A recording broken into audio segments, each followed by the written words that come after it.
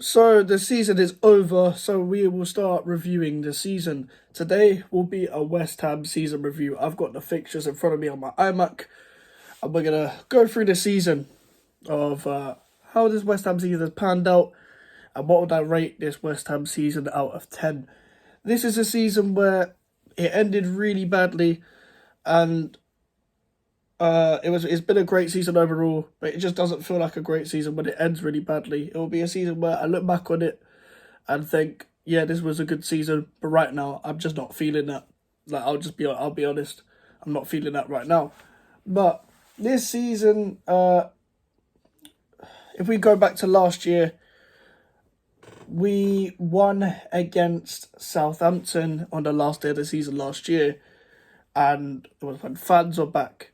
And then we got to the Euros and the summer transfer window where we didn't do much. We should have done more. We should have got a striker in, and we didn't plan properly. We went into the season with still a bare-bones squad. Kurt Zuma replacing Fabian Balbuena. Didn't sign Jesse Lingard on a permanent. We got Nikola Vlasic instead, who hasn't played barely any games. Signed Alex Crow on loan on January transfer window deadline day, when we were meant to sign him on a permanent deal earlier in the summer. That's what was rumoured, that we'll get early business done. Anyone that believed we were actually going to get early business done, you're a fool. Who else did we? I don't remember something. Oh, we signed Alphonse Areola after being linked with Sam Johnson or him for so long. We eventually got to sign Alphonse Areola. Sam Johnston being a great keeper, but Alphonse Areola has shown the levels this season in the games that he has played. And we went to pre-season drawing with Dundee, beating Northampton, drawing with Leyton Orient, beating Reading, beating Celtic, beating Brentford, and beating Atalanta. An unbeaten pre-season. Saeed Benrahma, Connor Coventry, and Ben Johnson and Jared Bowen were probably the standouts from that pre-season. Connor Coventry, I watched him in front of my eyes at the Atalanta game when he came on at half-time. He bossed the Atalanta midfield with Mark Noble playing alongside him. And it was really looking like we're going to have a good season, but are we going to have another good European season? Like, I didn't believe that. If you see my predictions video, you'll see me reacting to my predictions soon. I didn't think we were going to get European football. I thought we were going to come 10th. Now you're probably saying, no, you didn't expect to get European football. Why are you angry? Expectations change throughout the season. You get proven wrong. It's the same thing with Arsenal fans. Arsenal fans didn't expect to get top 4, but you should be disappointed not getting top 4, especially when it's your biggest rivals, your local rivals coming above you. It's the same thing. We started off the season beating Newcastle 4-2, and if there's two things that are very clear when you come up against Newcastle, they have Callum Wilson, who always scores against us, and you go away to Newcastle, or just first to Newcastle in general, we don't do well against Newcastle. They done a doubler over us in the 2021 season, where they also beat us on the first game. We ended up beating them 4-2. An absolute shocking first half. I remember that game, and then we beat them. We then beat Leicester City. Antonio broke the best West Ham Premier League goal scorers record and did the cardboard cutout celebration. I was on the opposite end, so I couldn't see that. So I didn't really know what he was doing at that moment in time. On the next Saturday, we drew Crystal Palace and then drew Southampton on 3 o'clock kickoffs. Antonio getting a red card in the Southampton game, but getting a brace against Crystal Palace. We then step into the first European game against Dynamo Zagreb, who previously beat Tottenham 3-0. We ended up beating them 2-0. Declan Rice having a great run and scoring near post, and Antonio again scoring. Antonio got into probably the best run of form that season. He was brilliant. He was probably one of the most informed West Ham players I've ever seen at that time, in terms of form. And yeah, it was so mad how we beat Zagreb, because we've just brushed aside an experienced European side. And I remember the lineup that day. It was a good lineup. Kurt Zuma's debut, he done well there. Kurt Zuma also played well against Cristiano Ronaldo, but Man United still beat us 2-1. We had no striker that game because Antonio got sent off in the Southampton game, getting banned.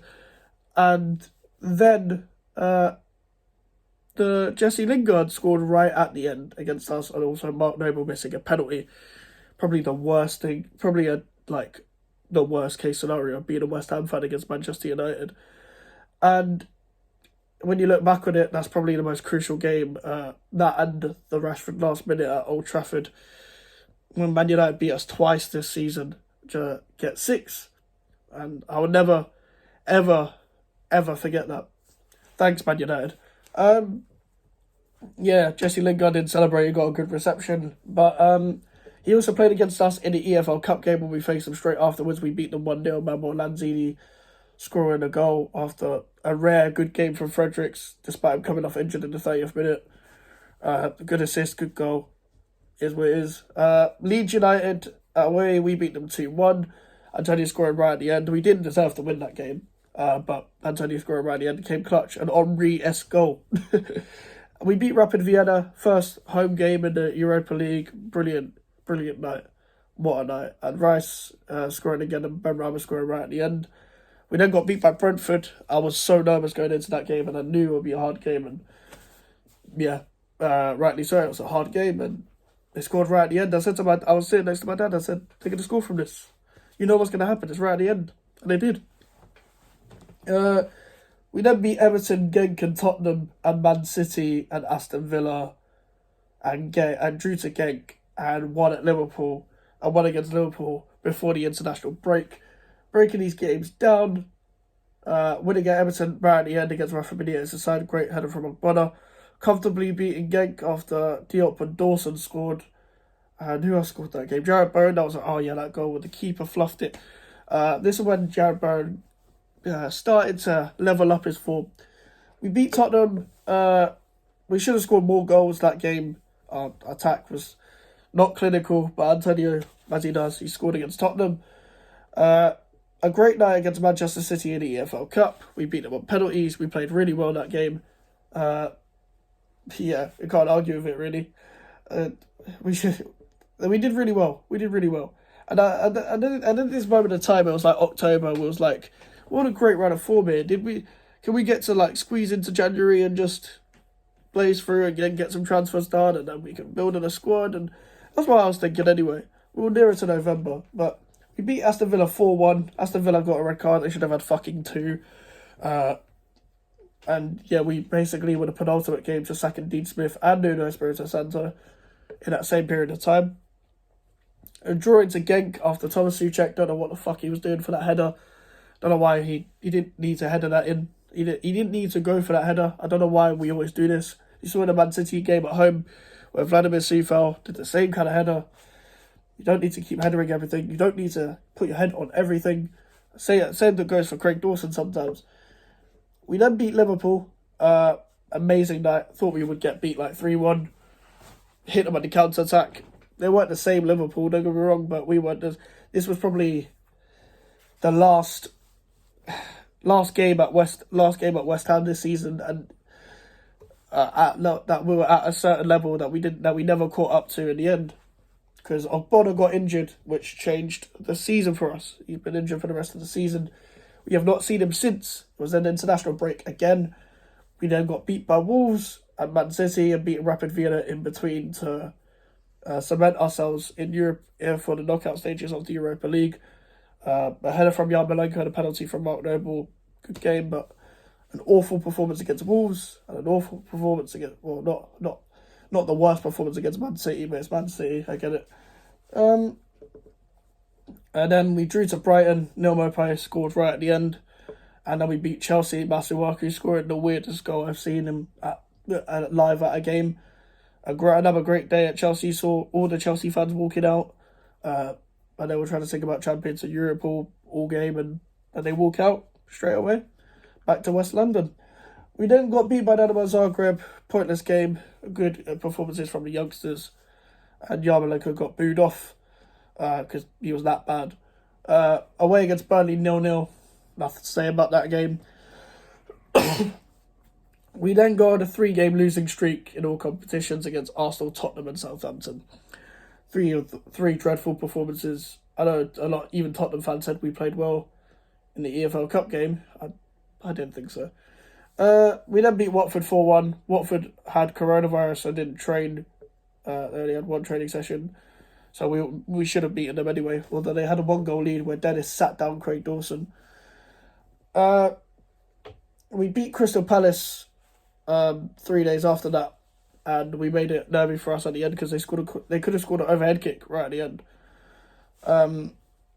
And I demanded at this point, we were going into the FA Cup against Leeds. We would then face Norwich at home, Leeds at home, Man United away. I demanded 9 points and we'd stay in the top 4 race. How many points did you think we'd get out of that? 3. We beat Norwich, just about. We beat Leeds in the FA Cup. They then beat us straight after. Jack Harrison got a hat-trick. And Marcus Rashford scored right at the end for Man United. After Ryan Fredericks had a fucking stinker again. And Vladimir Sifar was still playing with an injury for some reason. And I can't forgive that because that comes back to bite us later on in this video. Kidderminster nearly beat us this season. Now we'll go into individual performances in another video, but what the fuck? That video, against Kidderminster in that game, I was so rattled. I thought we were going to lose as well. I genuinely thought we were going to lose because I've seen us lose to lower league teams all the time. Kidderminster deserved to win. We needed Declan Rice, an England international, to go through everyone and score, and then Jared Bowen score a weird rebound right at the end. That was a disgraceful performance. I've never been so pissed off to go through the FA Cup. We then beat Watford right at the end, where Kurt Zouma kicked a cap, and that was a day before, or 2 days before the Watford game. Kurt Zouma kicked the cap, and the video got leaked, and it's a weird headline still. And I don't think any of us expected to play him, but I think Moyes didn't want to play Diop that much that he played, and we won. It was a weird atmosphere. It was the weirdest atmosphere possible because even a fan said "fuck off" when the names were getting called out of the players in the lineup. I'll play it now. Number 4, fuck off! And then we drew to Leicester. Zuma got food poisoning, I think, and he couldn't carry on in the warm-up. Diop came in and put in a great performance, despite putting an absolute stinker against Leeds. Again, another video. We'll come on to that. We drew 1-1 with Newcastle, looking tired after 6 days rest. Disgraceful performance. Don't know how we squeezed out of that. We then beat Wolves after having 8 days rest. Boys got the game right, matched up with Wolves, and we pressed them. But although we really only won because they played Arsenal like a couple of days before. So we then lost to Southampton in the FA Cup. Another disgraceful performance. We did have a couple injuries, but still disgraceful. We then put in a good performance against Liverpool, but just missed a lot of chances. Declan Rice was ill, but this was nervy going into the game against Sevilla, which we lost 1-0 away from home. I thought the time was over. We're not going to beat Sevilla because they're the best team in Europa League. We then beat Aston Villa. Yarmolenko scores after struggling so much with personal issues with what's going on in the Ukraine. And Benrahma got 2 assists. He didn't even play well this game, but he got 2 assists, so fair play to him. Aston Villa were diving so much this game, just rolling around, and they deserve to get beat. We then beat Sevilla, which was the best night of the whole season. Probably the only game after the Liverpool 3-2 where you could say, wow, that was a fucking sensational performance. Maybe that and Lyon as well. Those two were the only two after the Liverpool 3-2 where you can say that was sensational. That performance was sensational. Because I didn't remember us putting a sensational performance in the league after that Liverpool 3-2. Only good performances and sometimes maybe good, sometimes maybe shit. But we beat we beat Sevilla, and Antonio assisted Souček, and Yarmolenko scoring again. We then got beat by Tottenham 3-1. A lot of people were upset with that, but I don't know what people were expecting after playing 120 minutes. We beat Everton. Everton are shit. Frank Lampard's shit. They ended up surviving in the end. But we still beat them. We should have even conceded that game. We drew 1-1 with Lyon after a disgraceful ref performance, but we played well going down to 10 men. They weren't that good, and Ndombele scored, and Tottenham fans wet their pants. We got beat by Brentford 2-0. Another disgraceful performance. Diop goes missing and just lets Ivan Toney get into space, so does Craig Dawson. But we then beat Lyon 3-0. And I think it came to the point where you look back at that section of the season in April and you think, these players only cared about the Europa League. I think after they got knocked out by the Europa League, they just didn't give a flying fuck. They didn't care about the league. But I get it. We were trying to go all out for the Europa League. I understand. We drew to Burnley. Ashley Westbrook broke his leg. And yeah, another shit performance. We lost to Chelsea. We actually didn't play that bad. Defended quite well. I got Craig Dawson pulled Lukaku back in a stupid manner. And we lost. Lost to Frankfurt at home. This is when the season starts turning. Yeah, we were shit that night. Lost to Arsenal. Should have played Elise if we were going to bottle that. Aaron Cresswell then gets a red card against Frankfurt away. And then Frankfurt beat us. And we were out of the Europa League. We then beat Norwich 4-0. That's Norwich. We drew to Man City 2-2 last week. And Bowen got 2 goals. Then we bottled it. I know it's Man City, but we still bottled it. And then yesterday's performance against Brighton. And Mark Noble's last 2 games. And we are in the Conference League. It's been a good season overall. I would give this season a 7 out of 10. I would probably raise it a bit higher. Maybe looking back at this, but I'm allowed to criticise this season still, because when you're so close to going even higher, I'm allowed to still criticise it, despite us beating through struggles in recent seasons, because we didn't invest in January, we didn't invest properly in the summer, and some players just didn't turn up. You have injuries, but who doesn't? He doesn't have injuries. Look at Leicester and Leeds. They have been the worst with injuries this season. I'm not gonna feel sorry for myself saying we had injuries. Other teams been through worse. So yeah, that is West Ham season review. I don't know what video I'm gonna do next, but it'll either be player performances for West Ham, like worst and best. Performances of the season from West Ham players. It will either be reacting to Premier League predictions. Eventually I'm going to have to do both. But hopefully you guys enjoyed this video. Bit of a longer video, but it'll take you through a bit of the season, just to summarise it up. And I thought it would be a short video. I've nearly been recording for 20 minutes. So thank you guys for watching. Leave a like on the video. More videos to come. I'll see you later.